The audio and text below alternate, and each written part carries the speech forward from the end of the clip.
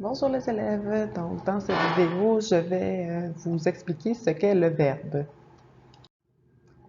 Alors un verbe, c'est un mot qui sert à exprimer une action ou un état.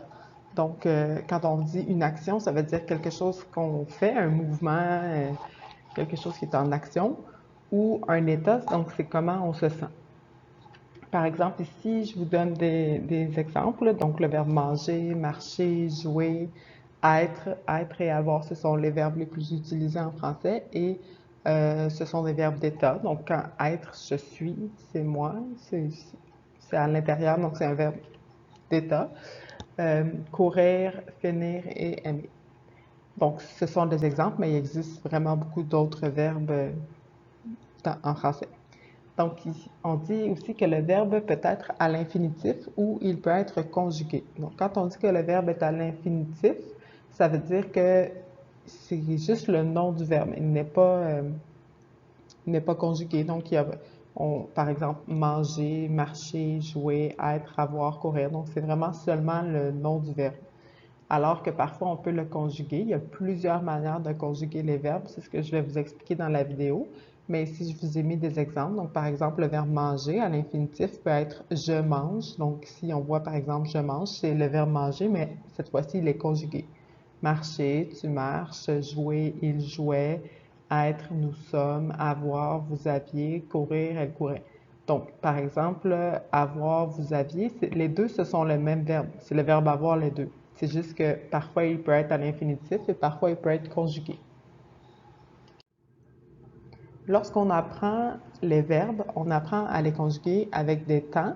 Donc, je vais vous expliquer c'est quoi après, et avec des pronoms de conjugaison. Donc, le pronom je, tu, il, elle, nous, vous, il, elle. Donc, les principaux temps de conjugaison, ce sont le présent, l'imparfait, le futur, le conditionnel présent et le passé composé. On utilise des temps différents selon ce qu'on veut dire. Donc, si on veut parler de quelque chose qui se passe maintenant, aujourd'hui, on va utiliser le présent. Si par contre on veut parler de quelque chose qui est passé, qui s'est passé avant, on va parler de l'imparfait ou du passé composé. Si on veut parler de quelque chose qui s'est passé au futur, donc plus tard, qui va arriver plus tard, on va dire, on va utiliser le futur simple comme temps de verbe. Et le conditionnel, celui-là, c'est celui qu'on utilise pour quelque chose qui va peut-être arriver. Donc, c'est pas sûr, mais ça pourrait arriver à condition de quelque chose. Donc ça, ce sont les 5 principaux temps de verbe qu'on utilise en français. C'est ceux qu'on utilise le plus souvent. Il existe plusieurs autres temps de verbe, mais quand on apprend normalement, une fois qu'on connaît ces 5 principaux temps-là, on peut conjuguer la plupart des verbes à la plupart du temps. Donc, comme je vous disais, les pronoms de conjugaison, souvent le verbe est conjugué avec les pronoms de conjugaison. Quand on commence à apprendre le verbe, on l'apprend toujours avec les pronoms de conjugaison parce que c'est la manière la plus simple de comprendre le fonctionnement des verbes.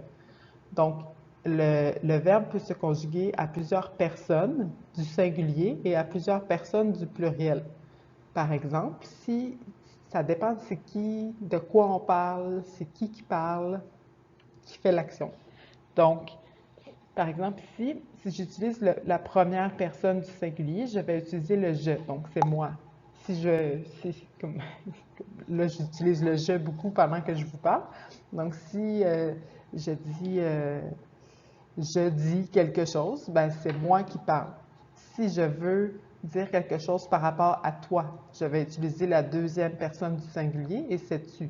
Donc, je vais dire tu es gentille ou tu es gentil. Donc, je vais utiliser le tu pour parler de toi. Si je veux utiliser des choses par rapport à lui ou à elle, je vais utiliser la troisième personne du singulier, donc une autre personne qui fait quelque chose, qui n'est pas moi et pas toi, c'est une autre personne. Donc, je vais utiliser euh, le pronom il ou elle. Il si c'est masculin, si c'est un garçon, et elle si c'est une fille ou si c'est féminin. Ensuite, au pluriel, c'est un peu la même chose. Donc, la première personne du pluriel, c'est nous. Ça veut dire que c'est moi avec d'autres personnes. Donc, moi et d'autres personnes, c'est nous. Euh, Par exemple, nous allons marcher. Donc, ça veut dire que moi et d'autres personnes que tu connais, nous allons marcher. Deuxième personne du pluriel, c'est vous. Ça veut dire que c'est toi avec d'autres personnes. Donc, vous. Et la troisième personne du pluriel, c'est il. Donc, c'est eux avec d'autres personnes. On va utiliser le il au pluriel si ce sont plusieurs garçons ou si c'est un mélange de garçons et de filles, on va toujours utiliser le masculin. Du moment qu'il y a un garçon dans un groupe, on va utiliser le masculin pluriel. Si ce sont seulement des filles et qu'elles sont plusieurs, on va dire elles pour féminin pluriel. Donc, quand on apprend les verbes, on les apprend avec les pronoms de conjugaison. Par contre, une fois qu'on les utilise dans les phrases, parfois on ne les utilise pas toujours avec les pronoms. On peut les utiliser avec d'autres groupes du nom, par exemple, ou avec des noms propres. Donc, par exemple, je pourrais dire « ce crayon est bleu ».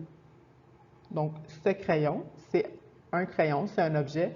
Donc, je peux dire soit ce crayon est bleu parce que je veux dire de quoi je parle. Donc, j'utilise le verbe être avec ce crayon. Ou je peux dire il est bleu.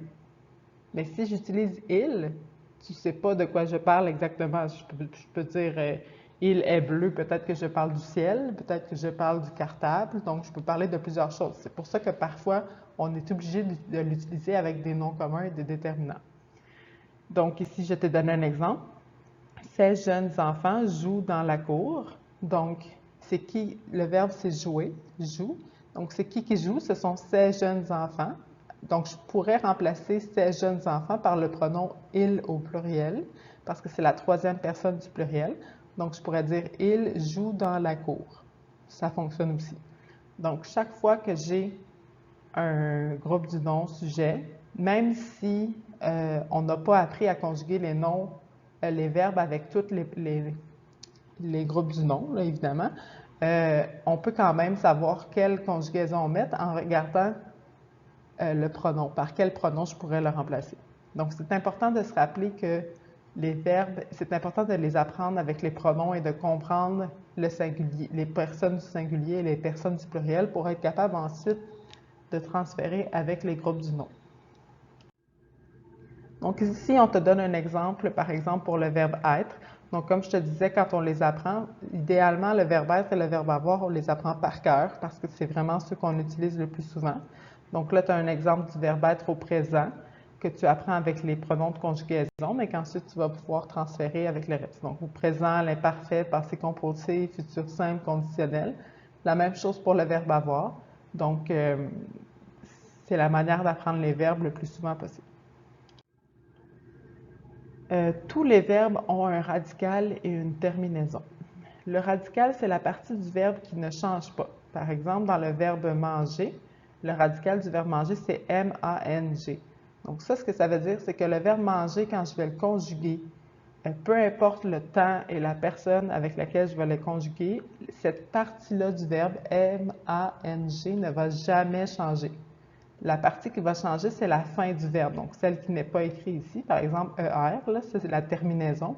C'est celle-là qui va changer selon la personne et le temps. Donc, le verbe aimer, le radical, c'est AIM. Le verbe finir, le radical, c'est fini. Et le verbe pouvoir, le radical, c'est POUV.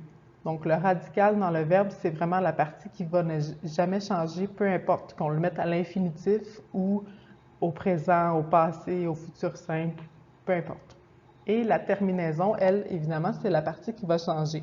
Et elle change selon la personne et le nom. Donc, si on le conjugue à la première personne du singulier ou du pluriel, deuxième, troisième, du singulier ou du pluriel, et selon le temps de conjugaison. Donc, évidemment, si je le conjugue au présent, au passé ou au futur, ce ne sera pas la même manière d'écrire le verbe. Par exemple, ici, le verbe manger, encore une fois, la terminaison, c'est ER.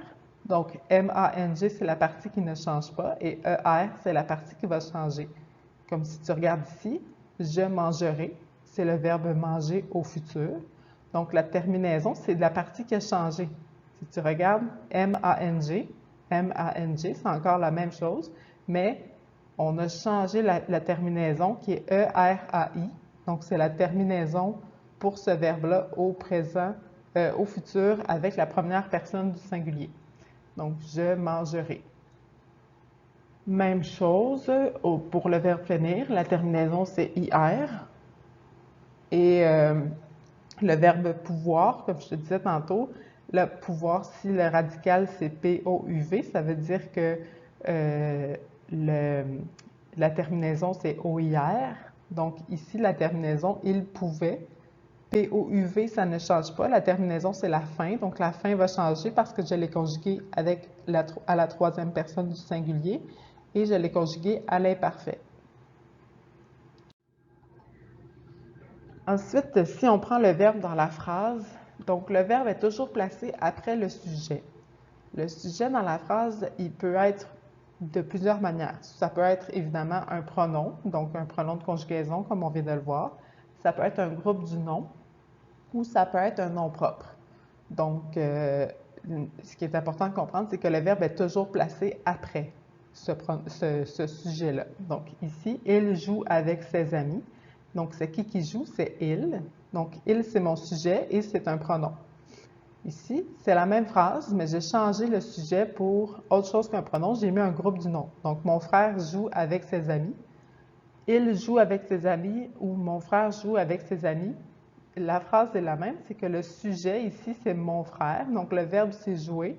Je l'écris de la même manière parce que mon frère, c'est masculin singulier. Donc, je pourrais le remplacer par le pronom il. Mon frère, mais ici, j'ai mis un groupe du nom. Et ensuite, Christian joue avec ses amis. Donc, Christian, encore une fois, le verbe, c'est jouer. C'est une phrase qui est très semblable aux autres. La seule différence, c'est que mon sujet, à la place de mettre soit le pronom il ou le groupe du nom, j'ai mis un nom propre. Donc, Christian, c'est un garçon. Il joue avec ses amis. Donc, c'est exactement la même chose, mais avec plusieurs manières différentes de mettre le sujet. Donc, comme je disais, le verbe, il s'accorde avec le sujet. Donc, c'est le sujet de la phrase qui va décider si je mets mon verbe au pluriel, à quelle personne ou à quel temps. Donc, pour trouver le sujet, c'est que le sujet, c'est ce qui fait l'action du verbe. Donc, pour trouver le sujet, on se demande qui fait l'action ou qu'est-ce qui fait le verbe. Par exemple, ces jeunes enfants jouent dans la cour de récréation. Donc, le verbe, c'est joue. Donc, on peut se demander qu'est-ce qui joue ou qui est-ce qui joue. Donc, la réponse, c'est que ce sont ces jeunes enfants. Donc, ces jeunes enfants, ça va être le sujet de ma phrase. Ces jeunes enfants, c'est la troisième personne du pluriel, donc c'est pour ça que j'ai mis mon verbe jouer à la troisième personne du pluriel au présent. Donc, je l'ai mis au pluriel ici. Alors, on va se pratiquer un peu. Je sais que ça fait beaucoup de choses, mais plus on va se pratiquer, plus ça va être facile à la suite. Donc ici, on a la première phrase, « Ta sœur parle avec mes parents ». Donc, on te demande de trouver le verbe et ensuite de faire une flèche vers le sujet.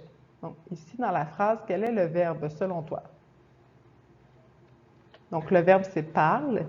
C'est qui parle? Donc, c'est ma sœur et elle parle avec mes parents. Donc, le sujet de ma phrase, c'est « ta sœur ». Deuxième phrase, « Ils vont à l'épicerie tous les jours ». Donc, quel est le verbe? Oh, pardon, j'avais oublié ça. Donc, ta sœur, c'est le sujet. Ici, le verbe, c'est vont. Donc, c'est qui vont à l'épicerie tous les jours? C'est ils. Donc, ils, c'est mon sujet. Laurence et Jade travailleront ensemble dans la classe. Donc, quel est le verbe dans ma phrase? Travailleront. Donc, c'est le verbe travailler au futur. Et c'est qui travailleront ensemble dans la classe? C'est Laurence et Jade et c'est le sujet de ma phrase. Donc, Laurence et Jade, c'est au pluriel. C'est pour ça que j'ai mis le verbe travailler au futur et au pluriel. Ces chandails rouges et ce chapeau bleu étaient sales hier. Donc, quel est le verbe dans cette phrase? C'est était. C'est le verbe être au futur, au passé, pardon, à l'imparfait. Donc, qu'est-ce qui était sale hier? Ce sont ces chandails rouges et ce chapeau bleu, les deux, donc c'est pluriel. Et c'est le sujet de ma phrase. Donc, j'espère que cette vidéo t'a aidé à comprendre un peu le verbe. N'hésite pas si tu as des questions. Puis, tu peux aussi demander à ton enseignant de t'envoyer des activités pour te pratiquer. Bye bye!